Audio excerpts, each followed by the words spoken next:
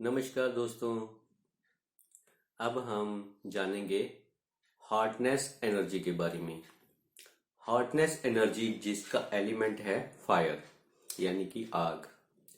तो ये भी हीट एनर्जी की तरह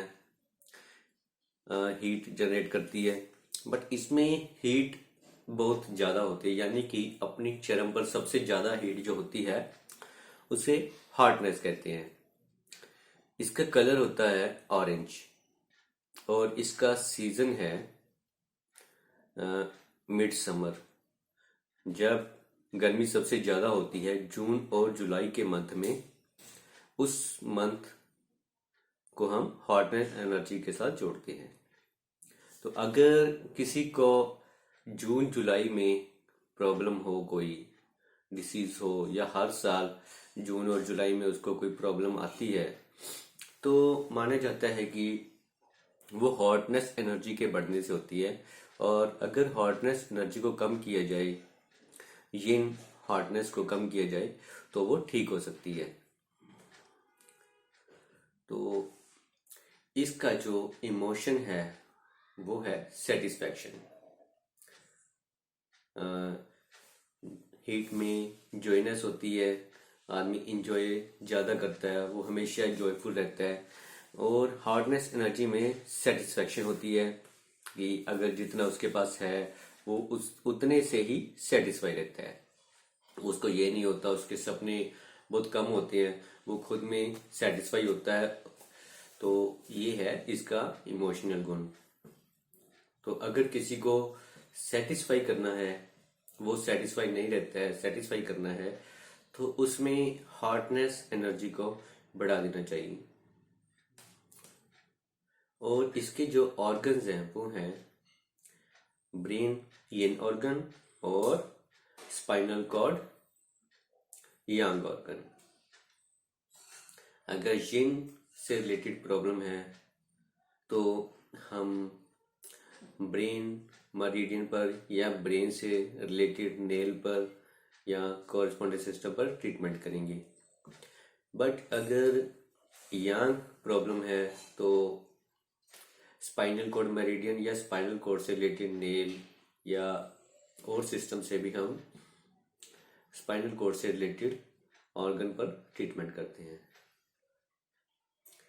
और इसमें ग्रोथ सबसे ज़्यादा होती है, यानी कि फुल ग्रोथ, जिसमें सबसे ज़्यादा फैलाव होता है। जब हीट बहुत ज़्यादा होती है तो वो क्या होता है कि वो जितना फैलना है फैल जाती है चीज़। पहले तो वो फैलेगी, उसके बाद क्या होगा, वो पिघलना शुरू हो जाती है। तो जब पिघलना शुरू हो जाती है तो वो ह्यूमिडिटी एनर्जी में आ जाती है। तो इस तरह से एनर्जीज हर चीज़ की चेंज होती है कि पहले तो वो बर्न होना स्टार्ट होती है, यानी कि बर्थ होता है, विंड एनर्जी में होती है। इसके बाद हीट में आती है, वो गर्म होती है, गर्म होती जाती है। और जब पूरी गर्म हो जाती है तो वो हार्डनेस एनर्जी में आ जाती है। और पूरी गर्म होने के बाद वो पिघलना शुरू हो जाती है, तो वो ह्यूमिडिटी एनर्जी में आ जाती है। तो इस तरह से ये एनर्जीज हर चीज़ में चेंज होती है। तो हमारी बॉडी में भी ऐसे ही होता है। अगर किसी की बहुत ज़्यादा फैला हुआ है, हमारे ऑर्गन्स, मान लीजिए हमारे ऑर्गन्स में भी अगर हार्डनेस बढ़ी हुई होगी तो हम कहते हैं कि ऑर्गन का साइज बढ़ गया है।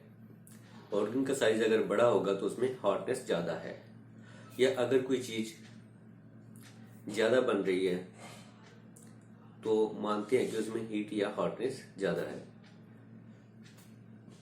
तो उसको कम करेंगी तो वो कम होना शुरू हो जाती है। कोई फ्लूइड हो, अगर बॉडी में कोई फ्लूइड ज़्यादा है तो मतलब कि उसमें हॉटनेस ज़्यादा है, और हॉटनेस को कम कीजिए। अब हॉटनेस की जो ऑपोजिट एनर्जी है, हॉटनेस का काम है फैलाना, बड़ा करना, और इसकी ऑपोजिट एनर्जी है कोल्डनेस।